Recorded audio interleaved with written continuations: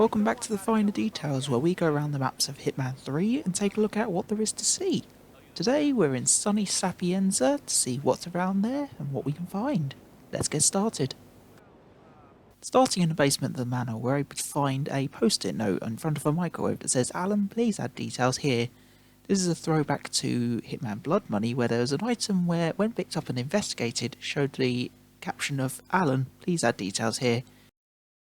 Staying inside the basement of the manor, on a shelf there is a cardboard box which, when looking at it, has these numbers on the side. These numbers are actually binary, which when translated say, "Help, I'm trapped inside a cardboard box." It's cool that they include these smaller details like that. Staying inside the basement, there is a post-it board with a poster that says, "Look up, there is the ceiling." It's cool to see the wittier comments on the board when you pay attention. Another thing in the basement is a picture of a car on a poster which, when you look closely outside the manor, is the exact same car that's on the poster. And the final thing we have in the basement is the return of the Traitor Alexandre boxes from Paris. Obviously reusing assets, but it's good to see it return again. Upstairs in the mansion, we have another case of security cameras not fully representing what they're actually looking at. I can understand why it does it, because it'd be very hard for the game to render in real time and stuff, and it's a lot easier to use a still image. It's still good to see once again it's being put to good use again. And nobody would ever know. In the main lobby of the mansion, there are a few paintings around the place which actually represent different areas of the map. You've got the tower next to the mansion, and you've got a few long distance shots of parts of the map around near the beaches. Slowly transitioning now at the mansion, we're going to take a look at a couple of people that are in the map that are very interesting. The first of which is in the mansion and is named Green Plumber. In the contracts mode, his name is Luigi, which bears obviously a resemblance to Luigi from the Super Mario Brothers. We also have in the sewers in the main part of the map this Red Plumber who has the name Mario, and obviously is named as Red Plumber. It's obvious to see these are resemblance to Mario and Luigi from the Super Mario Brothers. It's good to see again them pulling from all kinds of different areas of reference. In the main parts of the mission, there is this Dr. Pop vending machine, which is obviously a resemblance to Dr. Pepper, who is also selling Fountain Dew, a reference to Mountain Dew.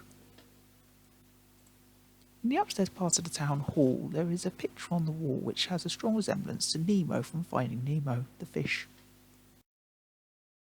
In the window of the butcher's, the coffee bags make up the colour representation of the Italian flag, green, white then red. Down near the beach there's the Sanguine shop, Sanguine obviously being the fashion brand used in Paris. Some of the outfits also make a reappearance. The next thing we'll take a look at is the flower shop, Il Fiore delle Mille e Una Notte, which actually translates to the Flower of 1001 Nights, which was the original name of Arabian Nights, which, being a love story, represents flowers quite well. There's also a small interesting note with the shops in the area. On the door there has the sign that is "Sorry, we are closed." However, it's on both sides, which makes you think, how do you open the shop if both sides say closed? There's no sign that says open. We're also going to talk about the name of the shop, El Piccolo Mondo del Vino, which translates to the small world of wine, which is a fitting name considering in the shop all of the bottles are the same. They're the same brand. Going into the ICA safe house now, on the bed there is a book, El Merchant de Sapienza, which returns again from the ICA facility.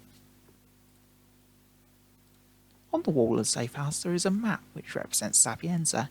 However, it's interesting that it's a real-time map because you've got the white rectangle which looks like it represents the flower van, which makes you think, has the van been crashed for a while? Is it a recent map? Or is it all just a simulation? Moving on to the town hall, there is this bottle which has a label on the front, but if you look at it from the back, you're able to see right the way through, which shouldn't be possible because there is a label on the front blocking the view.